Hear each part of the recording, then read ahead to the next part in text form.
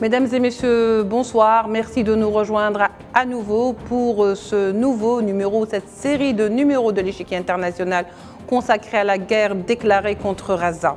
Les ondes d'ombre commencent à s'éclaircir et les énigmes à s'élucider au prix de milliers de morts palestiniens, certes, mais leur martyre n'aura pas été vain. Les bombardements sur Gaza par cette entité sioniste ne sont nullement une réaction de l'opération déluge d'Al-Aqsa du 7 octobre, en tout cas pas seulement. Mais ces bombardements sont bel et bien le résultat d'une stratégie bien établie et finement pensée jusqu'au moindre détail du transfert des Palestiniens de Gaza vers le Sinaï égyptien. Pour ce faire, 3 scénarios ont été mis en place, aussi sinistres les uns que les autres.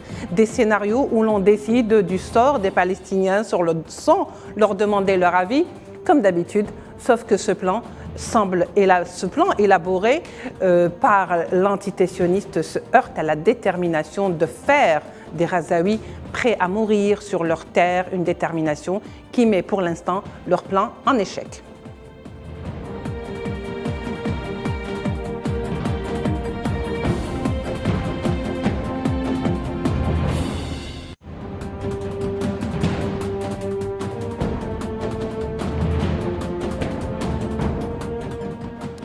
Nous recevons ce soir avec beaucoup de plaisir nos invités successivement. Omar Benberti, analyste des questions internationales, est avec nous par Skype depuis Oran. Omar Benberti, bonsoir, merci d'être avec nous. Bonsoir, merci de m'inviter. Également Omar Al-Soumi, militant palestinien qui est en ce moment même où on se parle, où l'émission se déroule, dans les manifestations ou rassemblements pro-palestiniens à Paris. D'ailleurs, nous allons commencer avec vous, Omar Al-Soumi. Bonsoir, merci d'être avec nous. Bonsoir, merci à vous et mes salutations à vos auditeurs et à nos amis et frères et sœurs en Algérie. Merci beaucoup Omar. Alors dites-nous, ça a commencé quand? Et il semblerait qu'il y ait des manifestations effectivement à Paris, un très fort rassemblement pro-palestinien.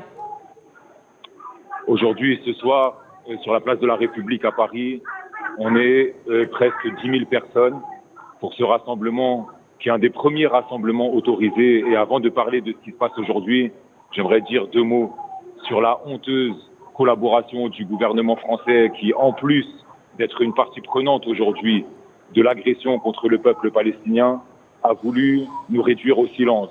À l'heure où on massacre les Palestiniennes et les Palestiniens à Gaza et partout en Palestine, le gouvernement français a voulu nous interdire de manifester. Il a voulu nous interdire de nous exprimer. Être palestinien aujourd'hui à Paris, c'est vivre sous une forme de dictature absolument terrible. Et non seulement les Palestiniens sont soumis à ça, mais tous nos amis, nos frères, nos sœurs, toutes les personnes qui aujourd'hui soutiennent la lutte légitime du peuple palestinien sont soumises à ce même régime terrible.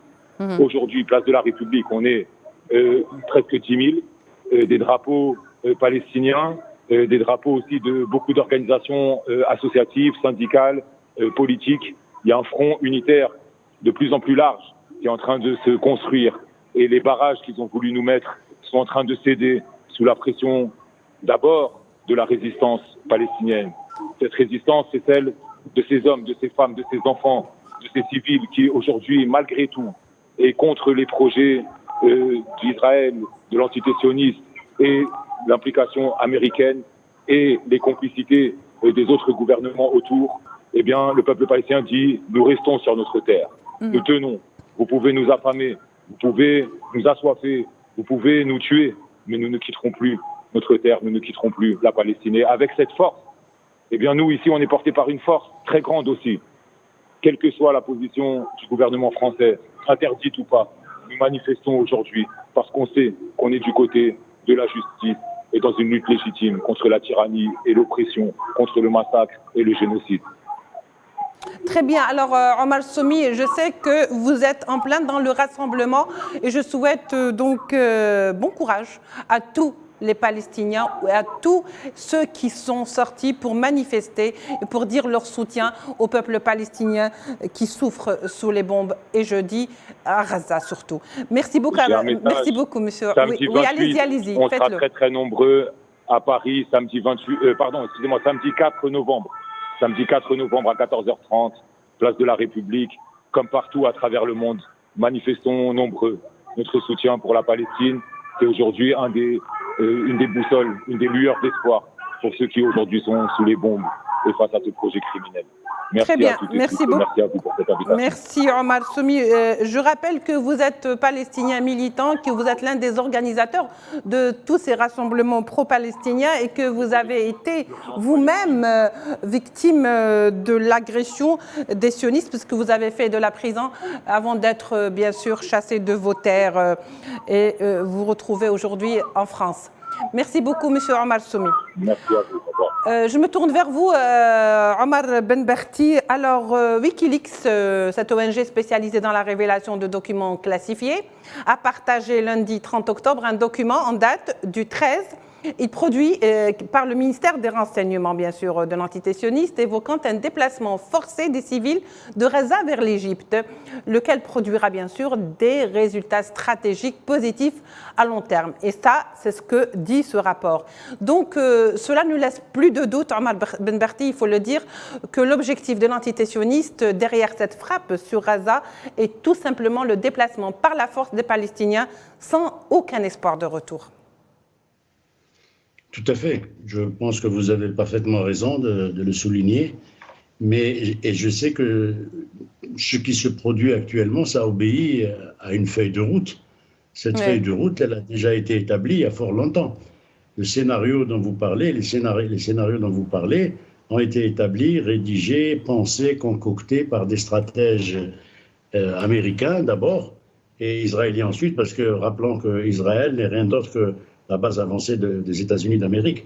Donc ça, c'est pour dire que on peut réagir de deux façons. Il y a la réaction que l'on a sur le registre émotionnel. On est touché, on est frappé, on a mal au cœur, on est très mal en point.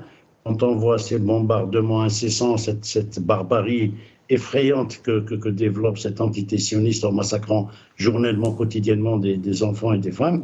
Mais il y a aussi la capacité pour les analystes que nous essayons d'être, d'avoir le regard un peu froid et de comprendre que c'est un plan qui a été ourdi il y a fort longtemps déjà. Oui. Rappelez-vous, vous citiez Wikileaks, lorsque Wikileaks a sorti les SMS de Hillary Clinton quand elle était secrétaire d'État aux Affaires étrangères concernant la destruction et l'assassinat de Muammar al-Kadhafi en Libye.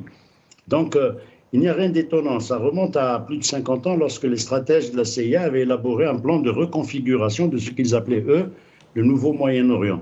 Et à partir de là, nous voyons bien que ce qui se fait actuellement en utilisant le prétexte de détruire le Hamas, alors que c'est complètement ridicule. Ce n'est pas le Hamas, c'est un peuple palestinien qui veut se libérer d'une colonisation, sans plus. Il n'y a pas à chercher d'autres commentaires là-dessus. Ce n'est pas une affaire antisémitique, ce n'est pas une affaire religieuse, ça n'a rien à voir avec ça ou de terrorisme, c'est une affaire de décolonisation. Et les médias européens, etc., essaient de nous vendre une sauce qui est différente. Bien. Donc la première leçon à tirer, c'est que ça obéit à un plan.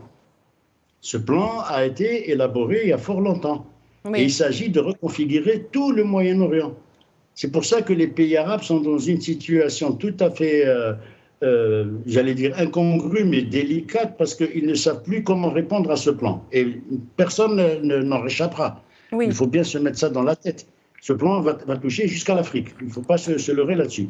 Et à partir de ce moment-là, ce à quoi nous assistons aujourd'hui, ça n'est effectivement rien d'autre que la volonté de déplacer ce peuple palestinien et de faire une autre Nakba, un autre exil.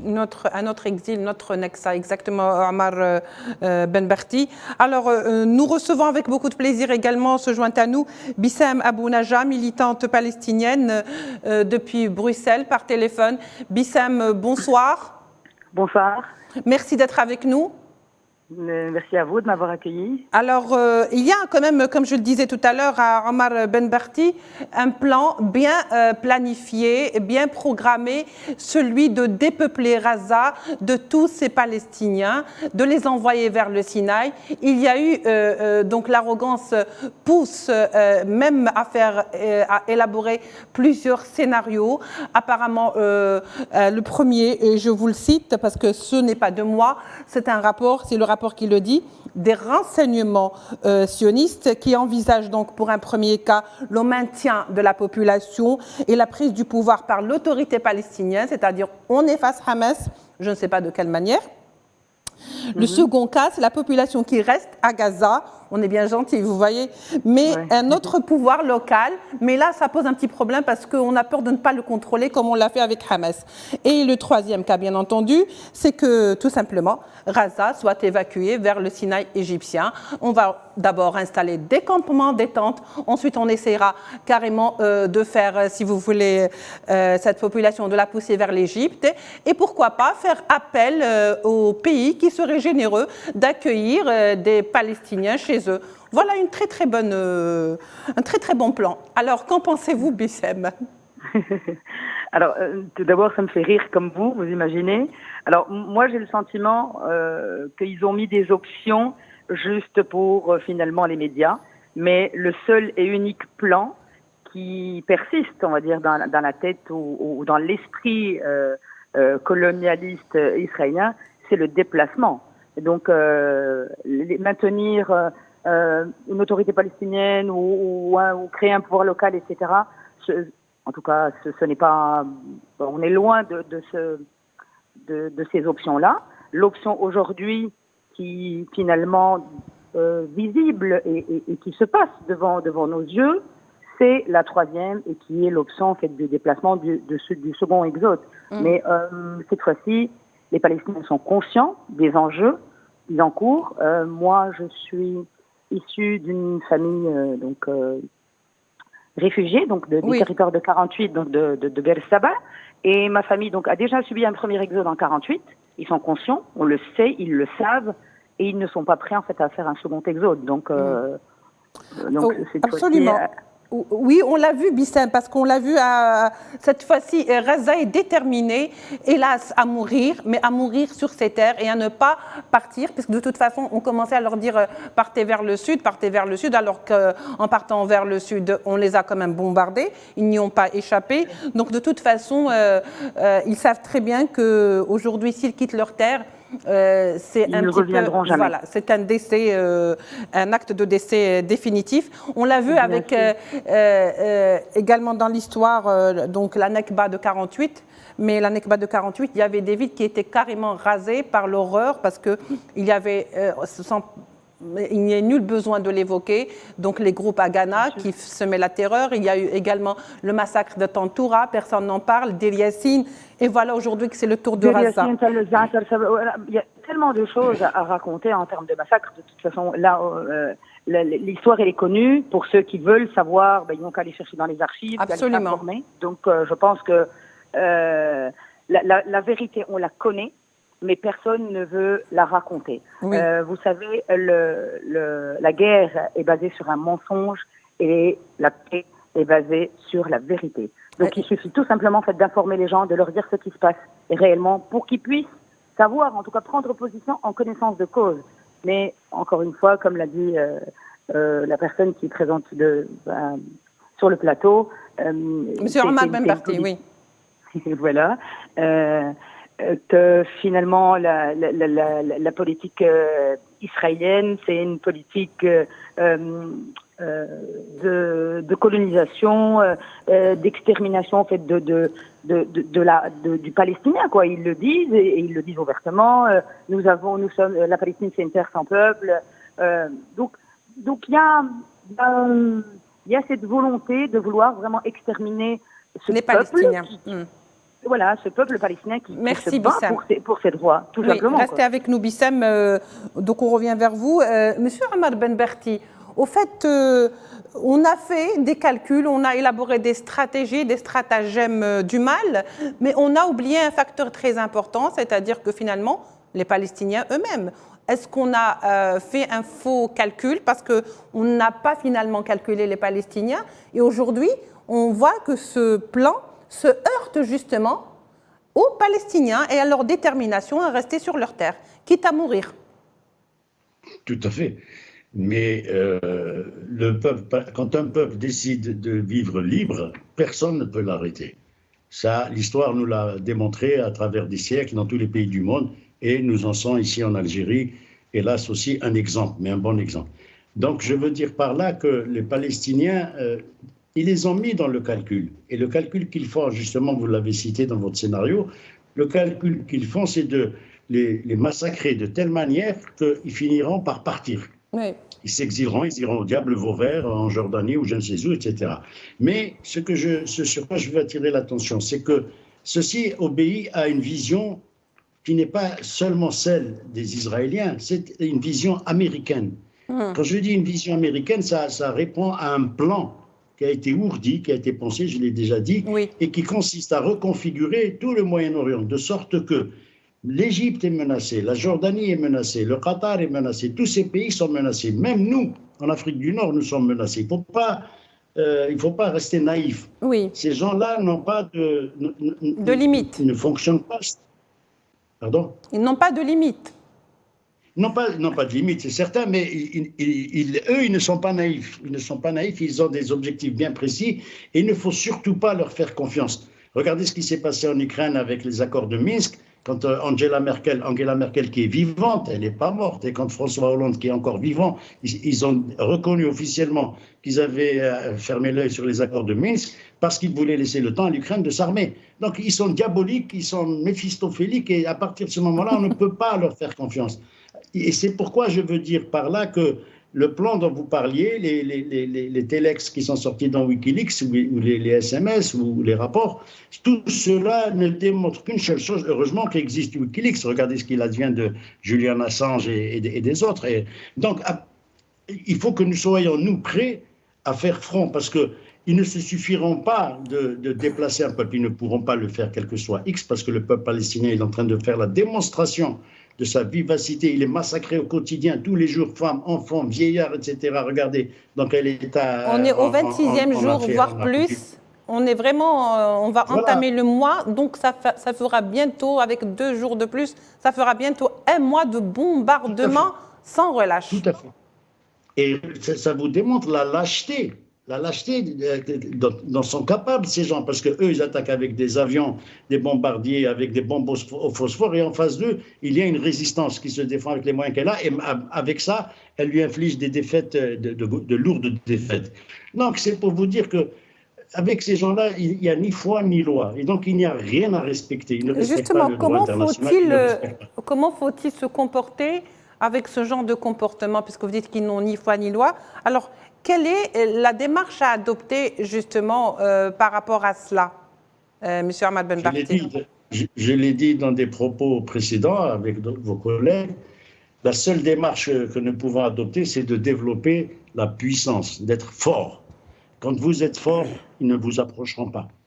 Tant ça demandera beaucoup faible, de temps, ça. Ouais. Non, ça ne demandera pas du temps. Il faut de la volonté politique, madame. Il faut de la volonté politique. On a les moyens, j'ai dit, financiers, matériels et humains. À nous d'être suffisamment conscients et d'avoir l'esprit ouvert, de comprendre les enjeux. Et regardez en plus ce que je disais à propos de ce qui se passe actuellement en Palestine. Eux, le peuple, ils le détruisent, ils n'en ont rien à cirer. Pour eux, c'est des cafards. C'est comme ça qu'ils parlent. Hein. C'est pas moi qui le dis. Oui. Mais ce qui les intéresse, c'est qu'en face, la Méditerranée, elle regorge de gaz et de pétrole. Et ils viennent pour ça. C'est pourquoi je dis les Américains sont partie prenante. Ce n'est pas pour rien qu'ils ont fait venir un porte-avions juste en face du Liban. Un porte-avions qui tire des missiles sur Gaza aussi. Tout à fait. Et qui débarquent même des troupes. Il faut être cohérent. Lucide. À partir de ce moment-là, vous ne pouvez faire rien d'autre que vous préparer à affronter ces gens. Parce que tôt ou tard, ils viendront vous tourner autour. Voilà. Merci beaucoup, M. Ahmad Ben Barty. Bissem Abou Naja, il faut aussi mettre en exergue aujourd'hui que le Hamas résiste, qu'il résiste à sa manière, en tous les cas avec les moyens qu'il a. Et il faut dire qu'il y a une grande contestation, qu'on le veuille ou non, au sein même de l'entité sioniste, une contestation qui est en train de gagner tous les territoires occupés, des critiques contre le Premier ministre Benjamin Netanyahou. Est-ce que ce n'est pas un petit peu le décompte qui a commencé pour Benjamin Netanyahou et son gouvernement?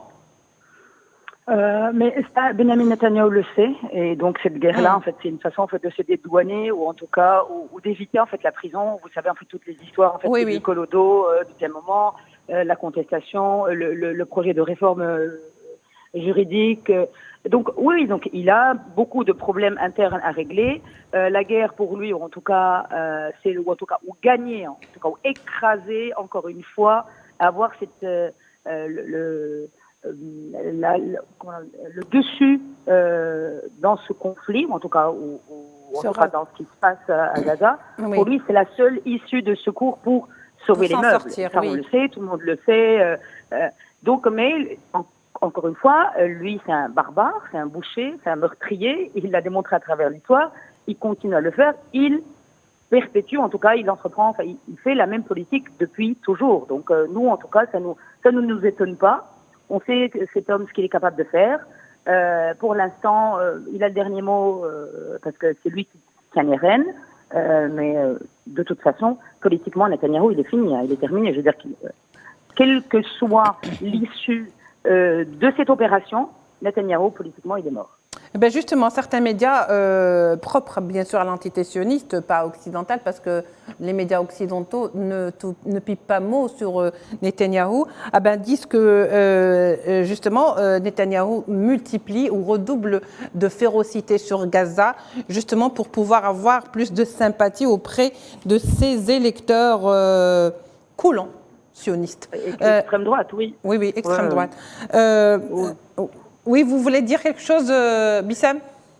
Non, mais parce que malheureusement, je dis en fait, il y a un minimum quand même de gens sensés en Israël. Il y a des gens, il y a des penseurs, des écrivains, des gens qui réfléchissent et qui savent d'office que ce n'est pas la voie à prendre s'ils veulent rester dans cet espace ou sur cette terre. Oui. Et malheureusement, ils sont très peu et ils ne sont pas écoutés. Et comme vous dites, oui, effectivement, donc Netanyahou, il ira faire un maximum de massacres. Et en plus, c'est au-delà des massacres, là, on parle de génocide. Hein, c'est génocide cautionné par l'Occident. Très bien, oui, non, Netanyahou... Ces jours sont comptés. Disons que ces jours sont comptés parce qu'il ne peut pas toujours se voiler derrière les bombardements contre Gaza, même s'il compte le faire très longtemps. Omar Benbarti, je reviens. Oui, Bissam. Une petite dernière chose par rapport à ce que vous venez de dire et par rapport à ce lien avec les colons. Il y a eu des déclarations américaines aujourd'hui même qui étaient, on va dire, très remontées contre les colons, donc qui s'adressaient, on va dire, aux colons, donc de les tenir, essayer de un peu... De les calmer leurs ardeurs, leurs revendications. Oui. Donc là, c'est qu'il y a eu peut-être en fait une ligne rouge que Netanyahou et ces groupes, ces milices armées ont franchi, et aujourd'hui même les États-Unis qui les suivent, qui leur a donné le feu vert justement en fait pour commettre ces massacres-là. Vous ne pensez pas mieux là, dire. leur dit attendez un peu. Calmez-vous. Oui, très bien. Et justement, parce que, juste pour terminer, je vous donne le dernier mot à Omar Benbarti, parce qu'il ne nous reste pas beaucoup de temps. J'aurais aimé revenir sur la visite de Blinken qui s'annonce demain. Justement, il est venu pour faire pression sur Israël pour ouvrir des corridors humanitaires. Anthony Blinken, il faut le rappeler, son grand-père était membre d'une organisation terroriste juive. Il ne faut pas perdre de vue ce genre de situation. Et Anthony Blinken, c'est comme par hasard, c'est comme Madeleine Albright, c'est comme Hillary Clinton, c'est comme Henry Kissinger. Ce sont des personnes qui défendent les intérêts juifs jusqu'au bout des ongles. Donc, il n'est pas venu pour ouvrir des couloirs humanitaires, il est venu pour essayer de faire pression sur les autres, c'est-à-dire le Liban, le Hezbollah et surtout sur l'Iran, parce qu'ils sont en train de concocter des plans pour attaquer l'Iran. C'est ça la visite de Blinken. Il n'est pas venu pour les couloirs. Ils s'en foutent royalement des personnes qui meurent là-bas sur Gaza. Ils s'en foutent réellement. Merci beaucoup. Je vous remercie beaucoup, Monsieur Omar Benbarti. Je rappelle que vous êtes analyste des questions internationales et politiques. Merci également à nos deux invités de Bruxelles, Wissam ou Bissam Abou Naja, militante palestinienne qui se trouve à Bruxelles, et bien sûr Omar El-Soumi, militant palestinien et organisateur de ces manifestations pro-palestiniennes. Merci de nous avoir suivis. Au revoir.